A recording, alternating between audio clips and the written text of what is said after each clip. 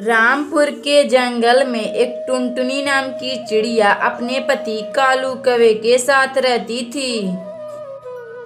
टुनटुनी चिड़िया की सास बबली कबूतरी जो शहर में जाकर सब्जियों का दुकान लगाया करती थी। टुनटुनी बहू, अरे ओ टुनटुनी बहू, मुझे खाना दे दो, मैं बाजार जा रही हूँ सब्जियाँ बेचने। फिर वह टुनटुनी चिड़िया अपनी सास बबली कबूतरी को खाना दे देती है। माँ जी, एक खुशखबरी है माँ जी, आपके बेटे के बच्चों की अब मैं माँ बनने वाली हूँ। कालू बेटा, तुम कल ही जाकर मेरी बहू टुनटुनी का इलाज करवा दो। उसके पेट में बेटा है कि बेटी? फिर अगली सुबह कालू कौवा अपनी पत्नी टुनटुनी चिड़िया को लेकर डॉक्टर के पास जाता है। डॉक्टर, जरा देखो तो मेरी पत्नी टुनटुनी के पेट में बेटा है कि बेटी?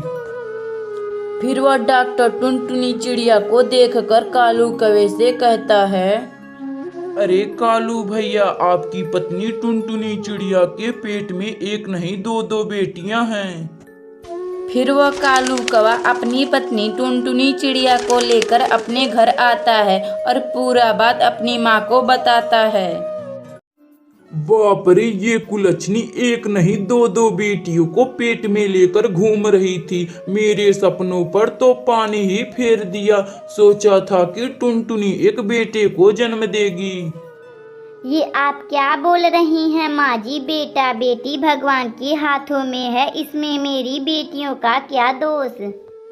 धीरे धीरे इसी तरह दिन गुजर रहा था और एक दिन टुनटुनी चिड़िया 2 बेटियों को जन्म देती है। टुनटुनी चिड़िया की बेटियों को जन्म देने के बाद बबली कबूतरी उन तीनों को घर से निकाल देती है। मम्मा, दादी ने हमें घर से क्यों निकाल दिया? पापा ने भी दादी को कुछ नहीं कहा। मम्मी, दादी और पापा बहुत गंदे हैं माँ। ऐसा नहीं कहते बेटी, वह लोग तुमसे बड़े हैं। मम्मा, अब हम लोग कहाँ जाएंगे और कैसे रहेंगे? बेटी, तुम लोग चिंता ना करो, मैं अभी तुम्हें दूसरे जंगल में ले चलती हूँ और हम लोग वहाँ अच्छे से रहेंगे। इतना बात कहकर वह टुनटुनी चिड़िया अपनी बेटियों के साथ दूसरे जंगल में आ जाती है।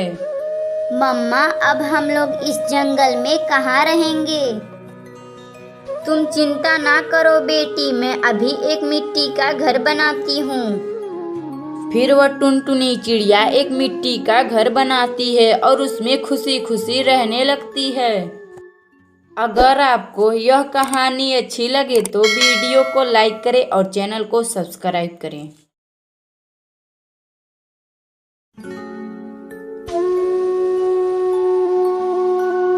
सुंदरवन के जंगल में एक टुनटुनी नाम की चिड़िया अपनी बेटी पिंकी चिड़िया के साथ रहती थी। बहुत समय पहले टुनटुनी चिड़िया के पति कालू कौवे का एक दुर्घटना में मौत हो चुका था। उस दिन से पिंकी चिड़िया और टुनटुनी चिड़िया अकेली रहा करती थी। मम्मा, हम लोग चलो कहीं घूमने चलते हैं, मुझे घर में बहुत बोरिंग महसूस हो रही है। अरे मेरी बेटी, हम लोग इस जंगल में नए हैं और हम लोग यहाँ किसी को जानते नहीं, तो हम लोग कैसे घूमने चलेंगे? नहीं मम्मा, मुझे घूमने जाना है तो जाना है। टुनटुनी चिड़िया अपनी बेटी का बात मानकर उसे अपने साथ घूमने के लिए ले जाती है। जब वह टुनटुनी चिड़िया एक जंगल में अपनी बेटी को घुमा रही थी तो तभी टुनटुनी चिड़िया की बेटी को एक अंगूर का पेड़ दिखाई देता है। मम्मा, मुझे अंगूर खाना है, मुझे बहुत जोर से भूख लगी है। मम्मा, मेरे पेट में चूहे कूद रहे हैं। तुम यहीं रुको बेटी, मैं अभी उस अंगूर के पास जाकर वहाँ से कुछ अंगूर मीठे मीठे तोड़कर लाती हूँ। और इतना बात कहकर टुनटुनी चिड़िया उस अंगूर के पास चली जाती है और कुछ अंगूर तोड़कर अपनी बेटी पिंकी चिड़िया को खाने के लिए दे देती है। फिर वह पिंकी चिड़िया मीठे मीठे अंगूर खाकर बहुत खुश होती है। मम्मा, चलो अब हम यहाँ से अपने घर चलते हैं। फिर वह टुनटुनी चिड़िया अपनी बेटी पिंकी चिड़िया को लेकर आ रही थी तो तभी उसे एक घायल कौवी दिखाई देती है। फिर वह टुनटुनी चिड़िया जल्दी जल्दी अपनी बेटी पिंकी चिड़िया को लेकर उस कौवी के पास जाती है। फिर वह टुनटुनी चिड़िया पानी लाकर उस कौवी को दे देती है और टुनटुनी चिड़िया उस कौवी को लेकर अपने घर आती है।